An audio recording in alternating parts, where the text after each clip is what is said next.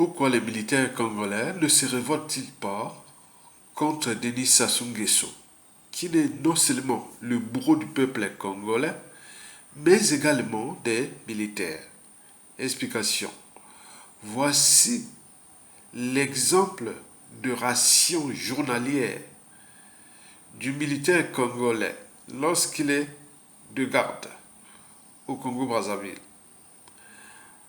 Un morceau de poisson et un pain de 75 francs CFA, soit l'équivalent à peu près de 30 centimes d'euros ou 40 centimes de dollars, pour un coût total de ration journalière d'un militaire congolais de garde équivalent ou estimé à 50 centimes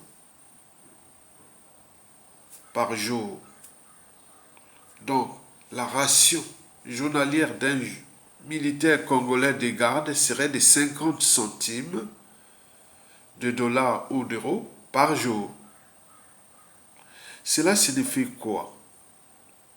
Que la liberté, la dignité, la conscience, le courage et la révolte n'ont pas de profession, sinon ça se saurait.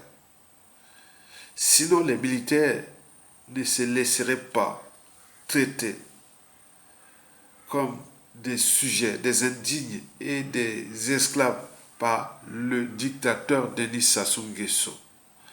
Alors que dans le clan du dictateur Denis Sassou Nguesso et tous ses apparatchiks, la ration journalière est environ 100 à 150 dollars ou euros par jour.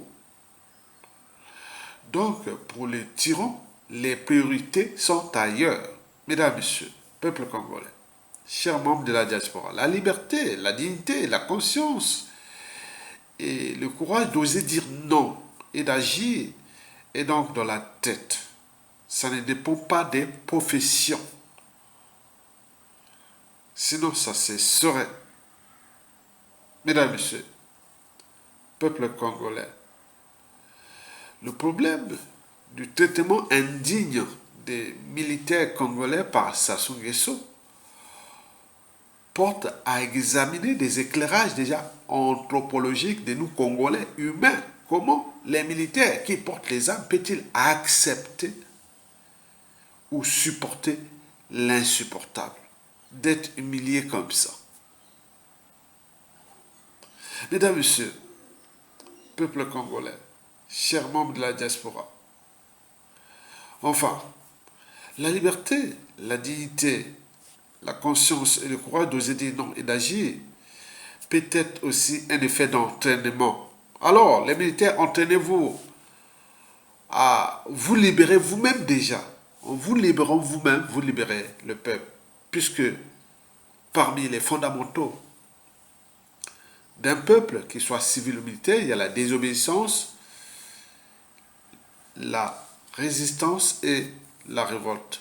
Je répète, les fondamentaux d'un peuple, tant au niveau civil, politique ou militaire, il y a trois vertus.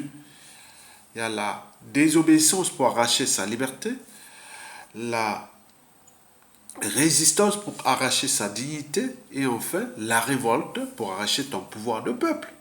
Donc nous avons ces fondamentaux-là. Donc un dictateur n'a pas de concurrent à sa taille tant que le peuple ne relève pas le défi. Le défi peut être insurrectionnel, c'est-à-dire civil, et ou militaire, c'est-à-dire coup d'état militaire saltaire, tant qu'à faire.